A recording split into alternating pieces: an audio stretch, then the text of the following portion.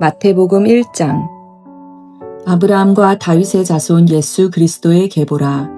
아브라함이 이삭을 낳고 이삭은 야곱을 낳고 야곱은 유다와 그의 형제들을 낳고 유다는 다말에게서 베레스와 세라를 낳고 베레스는 헤스론을 낳고 헤스론은 람을 낳고 람은 아미나답을 낳고 아미나답은 나손을 낳고 나손은 살몬을 낳고 살몬은 라합에게서 보아스를 낳고 보아스는 루색에서 오벳을 낳고 오벳은 이새를 낳고 이새는 다윗의 왕을 낳으니라. 다윗은 우리아의 아내에게서 솔로몬을 낳고 솔로몬은 르호보암을 낳고 르호보암은 아비야를 낳고 아비야는 아사를 낳고 아사는 여호사밧을 낳고 여호사밧은 요람을 낳고 요람은 우시야를 낳고 우시야는 요담을 낳고 요담은 아하스를 낳고 아하스는 히스기야를 낳고 히스기야는 므낫세를 낳고 므낫세는 아몬을 낳고 아몬은 요시야를 낳고 바벨론으로 사로잡혀 갈 때에 요시야는 여고냐와 그의 형제들을 낳으니라. 바벨론으로 사로잡혀 간 후에 여고냐는 스알디엘을 낳고 스알디엘은 스룹바벨을 낳고 스룹바벨은 아비옷을 낳고 아비옷은 엘리야김을 낳고 엘리야김은 아소르를 낳고 아소르는 사독을 낳고 사독은 아킴을 낳고 아킴은 엘리웃을 낳고 엘리웃은 엘르아사를 낳고 엘르아살은 mat단을 낳고 mat단은 야곱을 낳고 야곱은 마리아의 남편 요셉을 낳았으니 마리아에게서 그리스도라 칭하는 예수가 나시니라. 그런즉 모든 대수가 아브라함부터 다윗까지 14대요 다윗부터 바벨론으로 사로잡혀 갈 때까지 14대요 바벨론으로 사로잡혀 간 후부터 그리스도까지 14대더라. 예수 그리스도의 나심은 이러하니라. 그의 어머니 마리아가 요셉과 약혼하고 동거하기 전에 성령으로 잉태된 것이 나타났더니 그의 남편 요셉은 의로운 사람이라. 그를 드러내지 아니하고 가만히 끊고자 하여 이 일을 생각할 때에 주의 사자가 현몽하여 이르되 다윗의 자손 요셉아 내 아내 마리아 데려오기를 무서워하지 말라. 그에게 잉태된 자는 성령으로 된 것이라.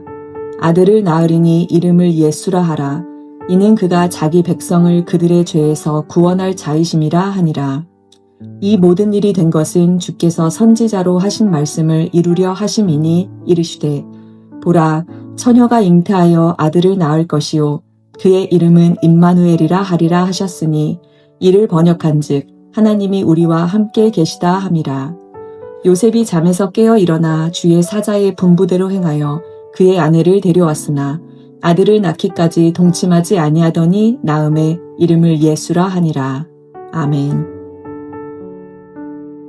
함께 읽은 마태복음 1장은 예수님의 족보와 또 탄생 이야기로 시작이 됩니다.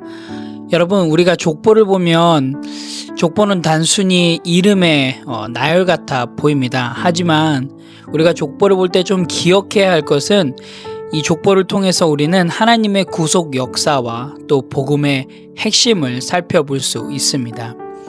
특별히 1절에서 17절에는 아브라함, 다윗, 또 바벨론 포로, 그리고 예수님까지 이어지는 족보를 살펴볼 수 있는데요. 이 족보를 통해서 우리가 볼 수 있는 건 하나님이 언약을 반드시 이루시는 분임을 우리가 살펴볼 수가 있습니다. 우리는 이 족보를 통해서 하나님의 약속과 또 그 하나님의 구속 계획의 흐름들을 살펴볼 수가 있습니다. 우리가 특별히 족보에서 보게 되면 이방인 또 죄인 상처 입은 여성들이 등장하고 있는데요. 다말, 라합, 룻, 밧세바죠. 하나님은 우리의 과거 또 약점, 실패까지도 복음의 통로로 사용하시기도 합니다. 18절에서 25절은 예수님의 탄생 이야기들을 기록하고 있는데요. 마리아는 성령으로 잉태하였습니다.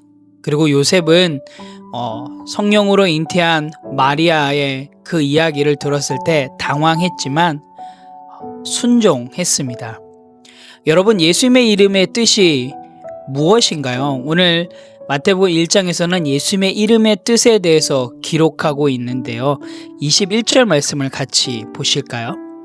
아들을 낳으리니 이름을 예수라 하라. 이는 그가 자기 백성을 그들의 죄에서 구원할 자이심이라 하니라. 예수의 이름의 뜻은 자기 백성을 그들의 죄에서 구원할 자입니다. 또한 예수님의 이름의 뜻을 하나 더 기록하고 있는데요. 바로 임마누엘이라고 기록하고 있는데요. 함께 23절 말씀을 볼까요?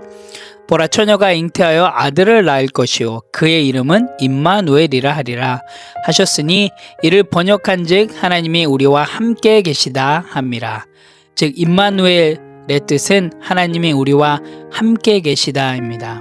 즉 예수님의 이름을 통해서 우리가 알 수 있는 것은 하나님이 지금도 우리의 삶 가운데 함께 하시며 또 우리를 구원하시는 분이심을 우리가 살펴볼 수 있습니다. 마태복음 1장을 통해서 우리는 하나님은 약속을 이루시는 분이심을 살펴볼 수 있고요. 또한 우리의 연약함마저도 하나님의 구원의 도구로 사용하심을 우리가 살펴볼 수 있습니다. 더 나아가서 하나님은 지금 이 순간에도 임마누엘 해주심을, 우리와 함께 하심을 오늘 마태복음 1장을 통해서 살펴볼 수가 있습니다. 오늘 함께 읽은 마태복음 1장을 통해서 또 우리의 삶 가운데 건강한 성도에게 적용해야 될 부분들을 함께 생각해 보기를 원합니다. 첫 번째로는 우리의 과거의 상처들을 새롭게 보자입니다. 마태복음 1장에 기록되어 있는 족보를 통해서 볼 수 있듯이 하나님께서는 우리의 실패 또 우리의 연약함도 하나님의 구속 사역에 사용하고 계심을 살펴볼 수 있습니다. 그래서 비록 우리 가운데 과거의 연약한 모습들 또 과거의 상처가 있다 할지라도 여러분 너무 부끄러워하지 않길 원합니다. 하나님께서는 도리어 우리의 연약함을 사용하셔서 하나님의 놀라운 일에 하나님의 그 구속 사역에 우리를 동참시키심을 여러분 꼭 기억하시며 오늘 하루도 그 하나님의 사역에 하나님의 복음 사역에 여러분 동참되어짐에 감사하며 나아가는 그런 귀한 하루가 되시기를 기도합니다. 두 번째로는 말씀에 훈련하는 훈련을 하자입니다. 여러분 오늘 마태복음 1장에서 살펴봤듯이 사실 요셉에게는 이해되지 않는 하나님의 명령이었지만 요셉은 그 말씀에 순종하며 나아갑니다. 때론 우리가 설교를 들으면서 이해되지 않을 때도 있습니다. 하지만 그럼에도 불구하고 하나님의 말씀에 기록된 대로 실행하고 실천하는 건강한 성도로서 이해되지 않아도 하나님의 말씀에 이해하고 응답하는 그런 훈련들이 필요합니다. 오늘 하루도 그런 훈련의 시간들이 되길 원합니다. 성경을 통해서 성경 읽기를 통해서 여러분 가운데 하나님께서 말씀하실 때 그 말씀에 이해하고 응답하고 또 그 말씀대로 실행하고 실천하는 그런 귀한 훈련의 하루가 되시기를 간절히 기도합니다. 세 번째로는 나도 하나님의 구속 사역에 쓰임을 받는다입니다. 여러분 건강한 성도는 하나님의 복음의 통로입니다. 하나님의 명령에 순종함을 통하여서 성경에 기록한 대로 또한 복음을 전하며 가르쳐 지키게 하는 그런 귀한 복음의 통로가 우리 건강한 성도입니다. 여러분 오늘 하루의 삶 가운데 복음을 전하며 또한 그 복음대로 실행하고 실천함을 통하여서 여러분의 삶을 통하여서 하나님이 드러나며 또한 복음이 드러나는 그런 귀한 하루의 삶이 되시기를 간절히 기도합니다. 함께 기도하겠습니다. 하나님 마태복음 1장을 통해서 오늘도 우리에게 말씀해 주셔서 참 감사합니다. 하나님 정말로 하나님께서 하신 그 약속을 그 언약을 잊지 않아 주셔서 너무나도 감사합니다. 하나님께서 말씀하신 대로 그 하나님의 약속을 이루어 주셔서 너무나도 감사합니다. 신실하신 그 하나님을 찬양합니다.